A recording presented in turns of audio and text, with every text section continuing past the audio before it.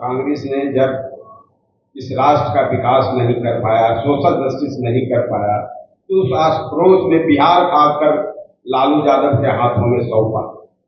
और बिहार में भी लालू यादव की 15 वर्ष के शासन रही, लेकिन आर्थिक अराजकता, पशुपालन घोटाला देखेंगे, सामाजिक अराजकता, 5 बजे तक रास्ते बंद हो जाते थे।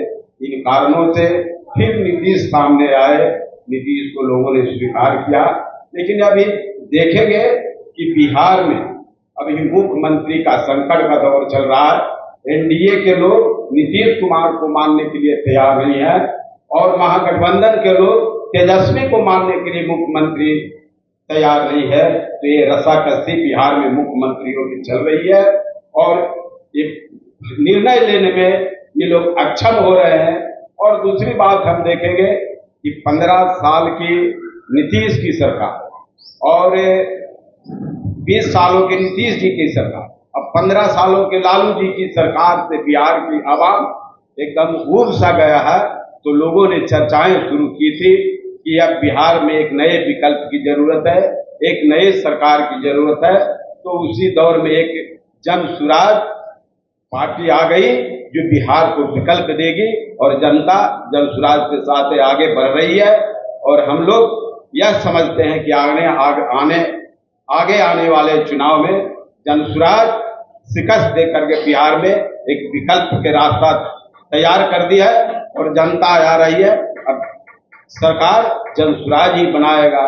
मुझे ऐसा अनुमान होता है, ऐसा लगता है कि जन सुराज बहुत तेजी से लोगों को बीच में प्रवेश कर रहा है। उनके अपने बहुत सारे एजेंडे हैं जिनको जनता को भा रहा है और दिशा में लोग चल रहे हैं। इसलिए अगली बार यदि हम जन सुराज सरकार भी नहीं बनाती है तो इतना मैं दावा करता हूं कि जन सुराज के बिना बिहार में किसी की सरकार नहीं बन सकती है। यह मेरी दावा है और ये जन सुराज आगे बढ़ेगी। और अपने दम पर तो सत्ता हासिल करने का कांग्रेस को दूर दूर तक आसार भी नहीं है, ना नजर आ रहा है, अभी पिछले चंद सालों से था। और जिसका जमीनी आधार बिल्कुल नहीं है, जो बिल्कुल अभी जमीन पर कमजोर पार्टी है, वो भी तेजस्वी यादव को अभी मुख्यमंत्री के तौर पर कबूल नहीं कर रही है और आपस में खींचातान चल रहा है। अब ये बताइए कि ये तो आरजेडी को, लालू जी को बताना होगा कि जब उनके घटक दल की पार्टियां, जो उनका जो झंडा ढोने वाली जो पार्टियां हैं, वो जब तेजस्वी यादव को मुख्यमंत्री के तौर पर कबूल नहीं कर रही हैं, उनको मान्यता नहीं दे रही हैं, तो फिर बिहार की जनता उनको मुख्यमंत्री के तौर पर कबूल कैसे करेगी? वो जो तेजस्वी यादव को बिहार के ऊपर जो मुख्यमंत्री के चेहरे के तौर पर थोप रहे हैं, बिहार की जनता तेजस्वी को क्या कबूल कर रही है? ये लालू प्रसाद जी को जवाब देना चाहिए। और इधर एनडीए में अब देखिए कि अभी तक बीजेपी ने अपने मुख्यमंत्री का चेहरा साफ नहीं किया है। नीतीश कुमार जी के बारे में ये तो आप सब मीडिया साथी जानते ही हैं कि वो अभी बीमार चल रहे हैं। उसके बावजूद एनडीए ने मुख्यमंत्री के तौर पर नीतीश कुमार को हमारे सर पर थोप रखा है।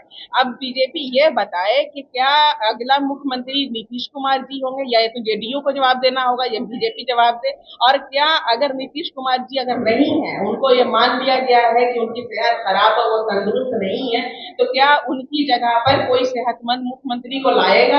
अगर लाएगा तो वो चेहरा कौन होगा? तो अभी ये पूरी सिचुएशन जो बिहार की अभी नजर आ रही है, चाहे एनडीए हो चाहे महागठबंधन हो, ये दोनों में जो है मुख्यमंत्री के तौर पर कोई चेहरा नहीं है। इनका अभी कोई जमीनी आधार नजर नहीं आ रहा है और आपस में जो तानाशाही है सिर्फ कुर्सी हासिल करने की, इसी चक्कर में ये लगे हुए हैं। ना इनके अंदर सीट बंटवारा अभी तक सही से हुआ है। तो बिहार की जनता को कांग्रेस हो चाहे जेडीयू हो आरजेडी हो, ये तमाम लोग सिवाय बेवकूफ बनाने के और कुछ नहीं कर रहे हैं। और ये